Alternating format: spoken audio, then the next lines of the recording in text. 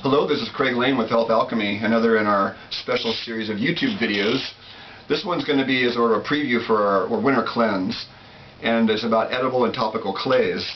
We have used clays in my personal life for about 20 years, and you kind of first hear about it, it's a little weird. This guy was doing clay psyllium drinks, so we'd mix it up like in a jar like so with water and clay and psyllium. So that's what we have right here, is bentonite clay pre-mixed with psyllium. And this is, all bentonite clay really means is a mixture of different edible clays. A lot of clays you buy these days have contaminants in them of various heavy metals and other contaminating chemicals and agents, and so you'll see it listed on the label like in the health food store for external use only. And the reason why is basically because they're covering their butt. Clays, for the most part, do not get absorbed by the body when you take them orally. They adsorb. They don't A-B, they adsorb. So they pull stuff out of the body into themselves as opposed to giving to the body. So the vector of force of clay is inward. It's like 4 arrows going inward. The vector of food when it's being broken down by your body is 4 arrows going outward. It's being disassembled. So it's going into the body, versus clay is pulling toxins towards the gut, towards itself, and then pooping out. How do I know that?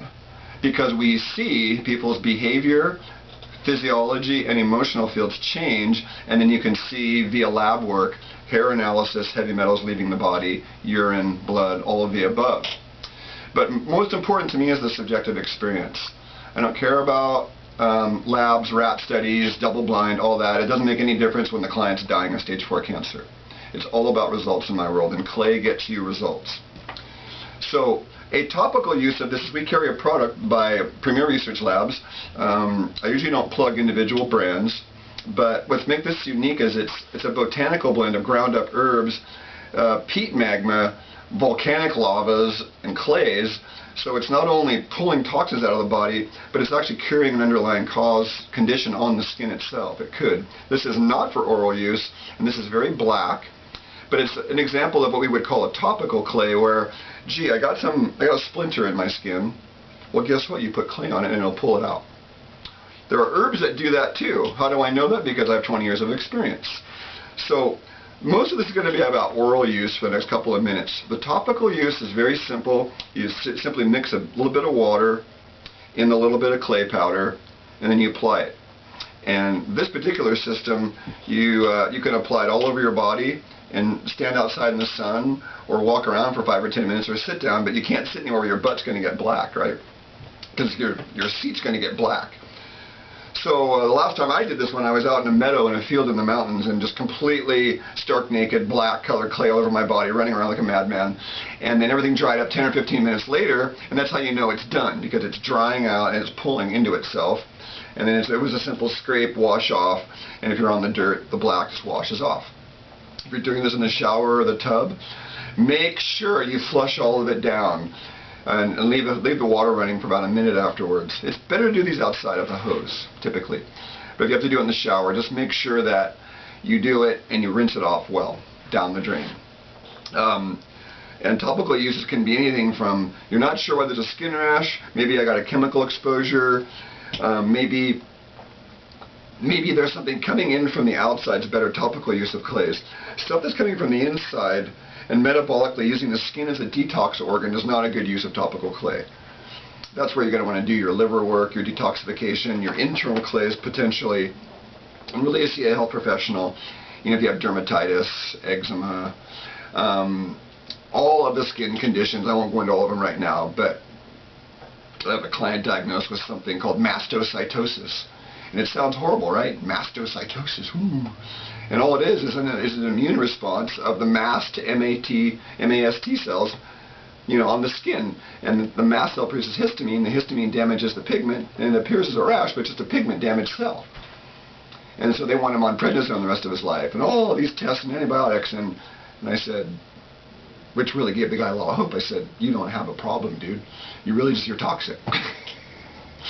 And your normal drainage channels of elimination, your butt, your bowels, your urine, your normal sweat, your breathing, and your saliva, your normal routes of elimination have stopped functioning well, and now the skin is becoming a detox outlet.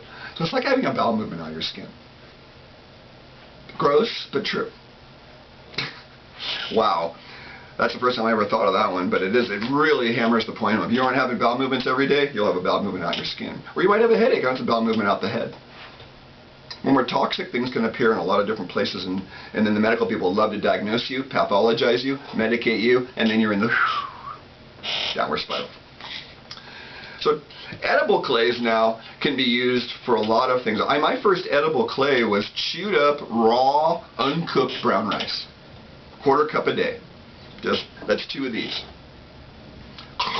Chew it up 300 times was the rule. So imagine chewing a bite of uncooked rice 300 times.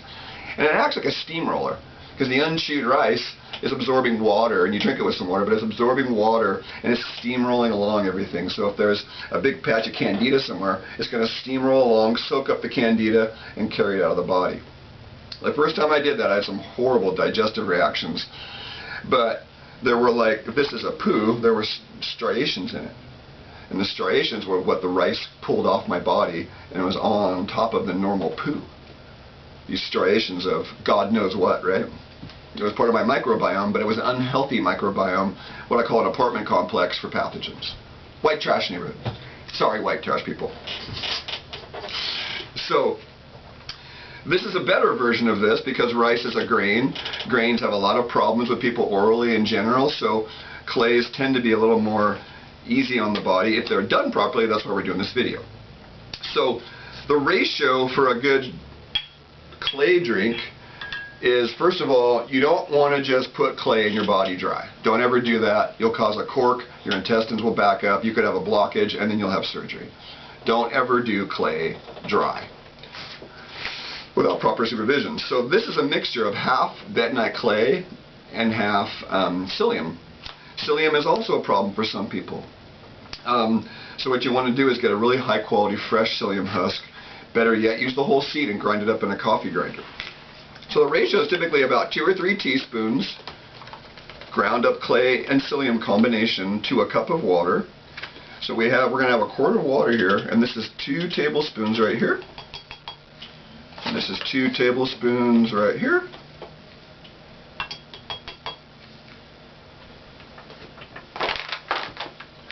And the importance of keeping stuff fresh is vital, so you want to make sure that your package is tightly sealed while the air is out as much as possible.